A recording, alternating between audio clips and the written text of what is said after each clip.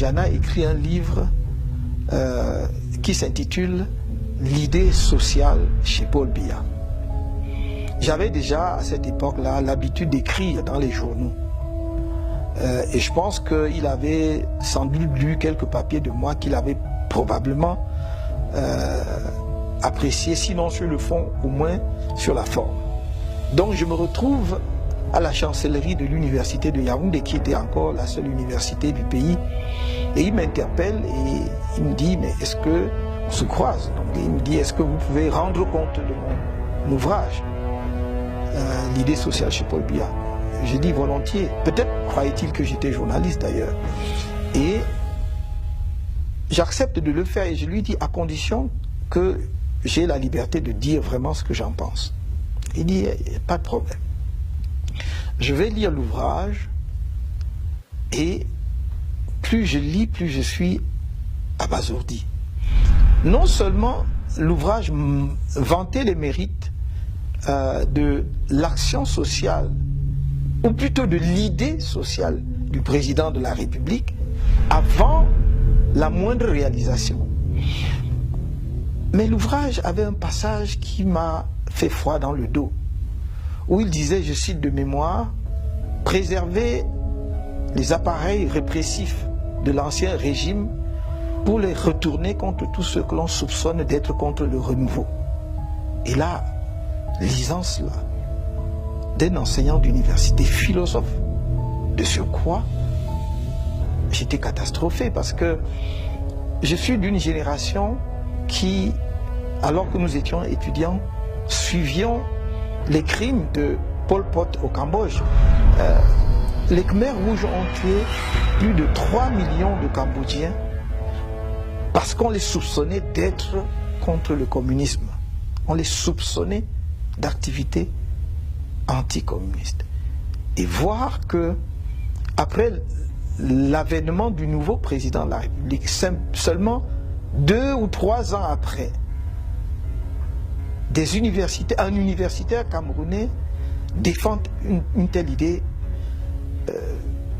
me paraissait quelque chose non seulement d'inimaginable, mais d'insupportable. Donc je fais mon compte rendu qui est publié en plusieurs temps dans le journal Le Messager.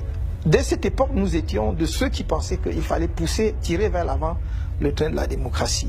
Et quand je lis dans l'ouvrage d'un enseignant d'université qu'il faut préserver justement les appareils répressifs pour les retourner contre ce que l'on soupçonne d'être contre le renouveau, je dis c'est là on est en train d'emprunter la mauvaise pente. Et donc quand mon commentaire de son ouvrage, pareil, il n'est pas du tout content. Je ne sais pas comment ça se passe. Sans doute travaillait-il avec les services de renseignement camerounais qu'on appelait la DIRDOC à l'époque, qui est aujourd'hui la DGRE. Je suis dans la résidence, la maison que je partageais avec certains de mes copains. À l'époque, nous étions encore célibataires, donc on avait un immeuble à la SIC qu'un de mes amis qui était assureur aussi louait et qu'on partageait. Il y avait plusieurs chambres. Je suis donc dans cette maison un vendredi soir quand un agent de l'IRIC, puisque j'enseignais à l'Institut des Relations Internationales du Cameroun, arrive accompagné de 2 personnes. Et ces personnes s'introduisent, enfin on les introduit dans la maison et ces personnes se présentent de façon très courtoise, très polie. Ils me disent, le grand patron veut vous voir. Ah. Moi je dis, le chancelier, parce que pour moi le grand patron, pour moi, ne pouvait être que le chancelier parce que mon patron, c'était le directeur de l'IRIC et au-dessus de lui, il y avait le chancelier, donc je ne pouvais pas voir plus loin. Il me dit non, non, non, le président de la République.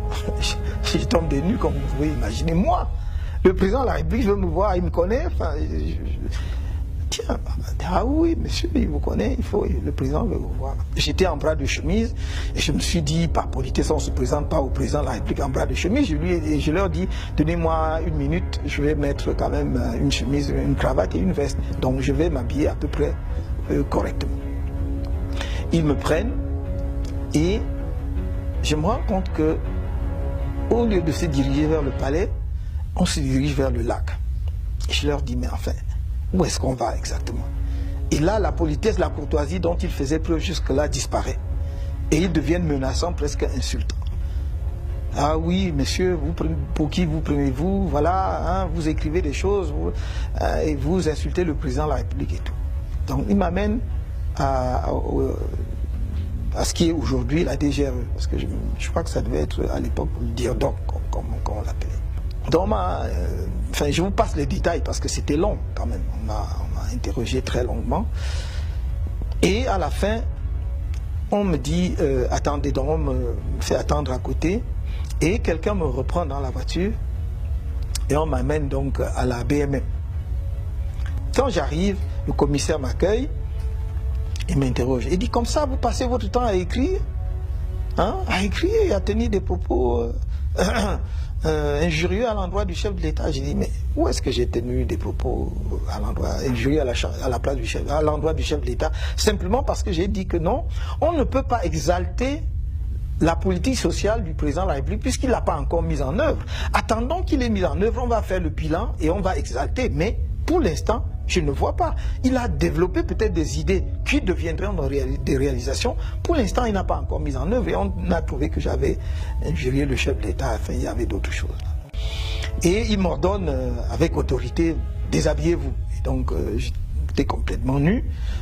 J'avais gardé quand même mon sous-vêtement, enfin je vais dire mon slip pour parler très simplement que tout le monde puisse comprendre ce que je veux dire.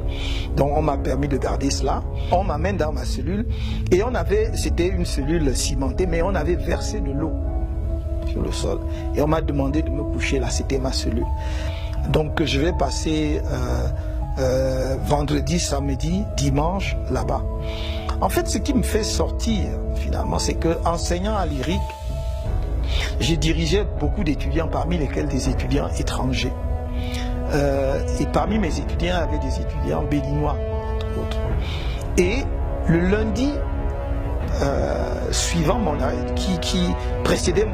qui suivait mon arrestation, c'est-à-dire j'étais arrêté un vendredi, alors que le lundi, on devait commencer dans la session de soutenance des mémoires.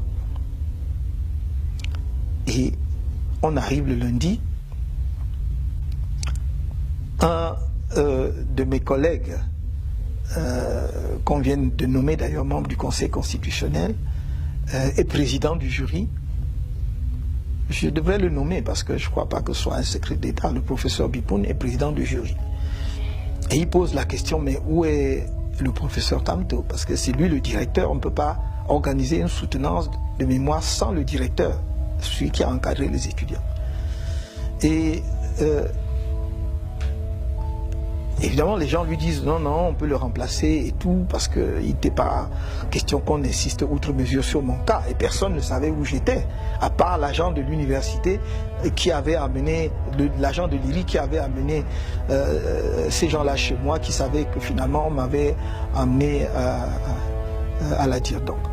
Et évidemment, en bon universitaire, qui respecte la déontologie universitaire, ainsi que les franchises universitaires, le professeur Bipoun leur dit de toute façon, on ne peut pas organiser une soutenance sans la présence des directeurs. Par conséquent, ça ne se fera pas, je ne le ferai pas. Et donc, et je dois lui rendre justice et hommage de cela. Et donc, les soutenances n'ont pas eu lieu. À partir de là, les étudiants béninois qui devaient soutenir, parce qu'après ils devaient rentrer chez eux, vont se plaindre à leur ambassade, leur mission diplomatique. Donc l'affaire commence donc à faire grand bruit, à gagner les missions diplomatiques et remonte. Donc c'est comme cela que pour ne pas que ça prenne d'autres proportions, que l'on ordonne ma libération. Donc je suis libéré et je peux donc à partir de, je crois, mardi ou mercredi, prendre part aux soutenances de mémoire à l'IRIC pour libérer les étudiants.